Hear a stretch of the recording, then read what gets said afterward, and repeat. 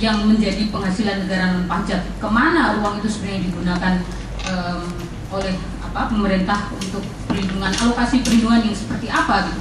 Karena dalam setiap persoalan buruh migran yang terjadi, baik persoalan hukum maupun yang menyangkut persoalan yang lain, itu selalu saja ada persoalan anggaran. Padahal sebenarnya dari TKI-nya sendiri mereka sudah dipungut $15 sebelum mereka berangkat, yang mereka tidak pernah tahu itu digunakan untuk apa oleh pemerintah, yang katanya dibagi-bagi 8 departemen tadi gitu, termasuk asuransi gitu ya. Saya kira apalagi tahun ini kebijakan asuransi adalah paling buruk sepanjang sejarah migrasi, di mana Depnaker Trans mengeluarkan kebijakan hanya satu konsorsium asuransi, dan ini menurut kajian KPPU ini berpotensi besar terhadap terjadinya monopoli, dan kajian KPK ini juga berpotensi besar terjadinya korupsi di tubuh Depnaker Trans sendiri gitu, karena hanya satu konsorsium gitu. Dan ini saya kira sangat mempengaruhi bagaimana mindset pelayanan publik. Ini tidak kita dapatkan dari departemen-departemen yang selama ini memang punya kewenangan dalam hal penempatan dan pelindungan TKI gitu ya. Karena misalnya kalau kita melihat kasus Alkandara, Depkes misalnya kan bisa ditanya gitu, sejauh mana Depkes ada alokasi untuk TKI kita yang sakit. Karena saya masih ingat di Alkandara ada yang kanker stadium 4 itu kan sudah sangat serius ya, lama sekali sampai 7 bulan baru dievakuasi karena tidak ada anggaran gitu. Padahal Depkes masuk dalam lingkup departemen yang selama ini punya kewenangan dalam pengurusan pelindungan TKI gitu. Jadi saya kira bagaimana hal itu harus dibangun, satu kerja-kerja yang memang koordinatif lintas departemen yang orientasinya adalah sekali lagi perlindungan gitu. Saya sangat prihatin ketika ada satu kasus diselesaikan dengan kompensasi. Bagi kami ini adalah transaksi jual beli nyawa gitu ya. Misalnya jelas-jelas dibunuh oleh majikannya, saya kira harus diupayakan maksimal untuk diproses hukum gitu. Hasilnya bagaimana itu soal lain, tetapi pemerintah Indonesia harus berani mati untuk proses hukum tidak dengan kompensasi, karena saya kira kita mengajarkan hal yang tidak baik, dan dengan seperti itu kita melestarikan praktek impunitas dan sekaligus menjual nyawa warga negara kita sendiri. Saya kira itu yang bisa saya sampaikan. Mudah-mudahan kita bisa lebih banyak sharing dalam diskusi. Terima kasih. Terima kasih Mbak Anis. Saya pikir anggaran juga penting, karena dari politik anggaran itu kita tahu bahwa sepeduli apa pemerintah di sana. Karena dari politik anggarannya sedikit besar kita tahu apakah itu pemerintah peduli terhadap persoalan-persoalan di sini juga.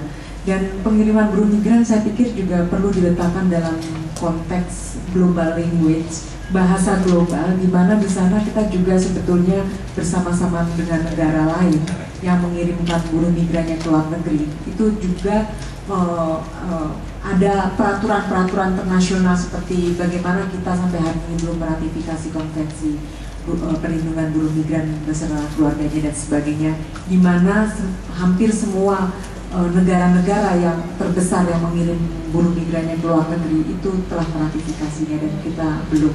Dan yang meratifikasi negara-negara ini adalah yang sangat sadar betul bahwa kehadiran buruh migran konvensi ini adalah pengalaman masa lalu ketika Eropa mengalami zaman perbudakan dan sebagainya. Baik, kita langsung saja kita buka tanya jawab untuk sesi ini. Mbak Maria Hartiningsih, Mas Kodrat, Daniel dan Kidai, terus Mas Muning. Oke, terima kasih. Silakan. Mbak Maria.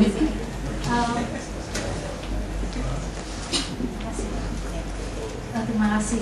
Kebetulan ada Pak Tatang, saya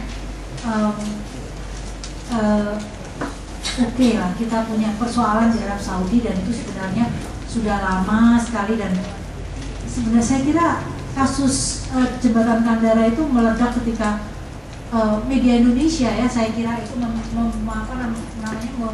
membuat foto berseri di belakang media Indonesia Minggu. Menurut saya itu luar biasa ya, membuat orang tuh bisa terbelalak begitu, dan ternyata betul sesudah itu pemerintah kebakaran jenggot ya ternyata gitu. Tapi ini Pak Tatang, nah ya, gini Pak Tatang, kita sekarang tahu ini Arab Saudi satu di antara sekian banyak persoalan, tetapi yang pemerintah saya kira juga harus mulai mungkin perlindungan menjadi sangat-sangat penting saat ini, karena kita tahu bahwa Timur Tengah itu mengalami pergolakan politik yang luar biasa. Jadi kita lihat kemarin Tunisia, Mesir, kemana gitu ya. Dan TKI kita tuh scatter loh, di sana banyak sekali gitu ya.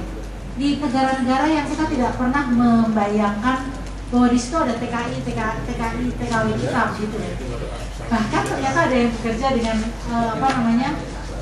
Presiden Tunisia di situ segala macam. Kita nggak pernah tahu loh itu sebenarnya.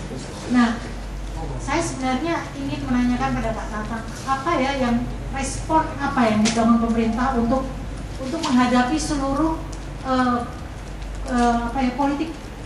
persoalan politik Timur Tengah ini, karena terus terang saja bahwa Timur Tengah itu kan sebenarnya jadi pusat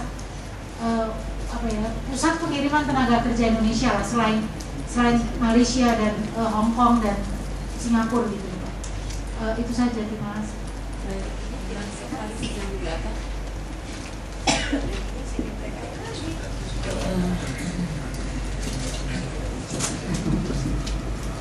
Baik, selamat siang. Saya Kodrat dari Migran Institute. Membantu apa?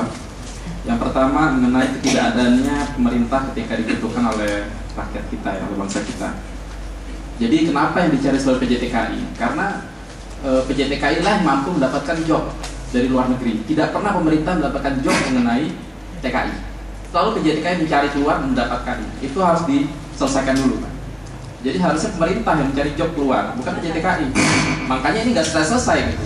Kalau ini saya bawa bersama dua TKI Hongkong yang mereka menjadi penasehat ketika kasus-kasus di tribunal, ya. Mereka sanggup. Dan ternyata memang seperti itu. PJTKI lah yang banyak, kalau ditanya kamu PT-nya dari mana, selalu begitu. Bukan kamu negaranya mana negara kamu. Yang tanya PJTKI-nya mana, karena mereka mendapatkan job. Dan ini menurut saya harus diluruskan. Harus negara mengambil alih peran ini. Yang kedua, kita bisa belajar dari Meksiko, Pak. Meksiko meratifikasi konvensi tahun 90. Ketakutan tentang banjirnya tenaga kerja dari luar tidak terjadi pada Meksiko. Meksiko nggak terjadi. Meksiko negara sebagai transit pekerja, pengirim dan penerima juga.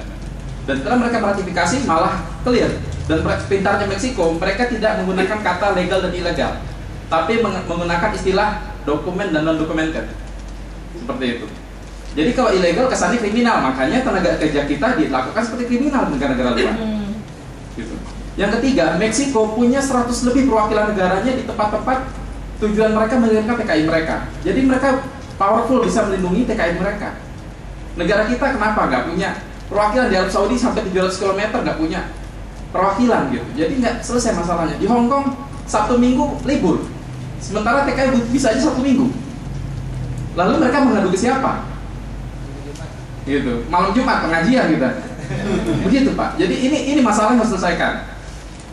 Kemudian ketidakadaan lagi di Arab. Ketika ada kasus pembunuhan, orang Arab punya banyak uang, ditebus 500 juta selesai.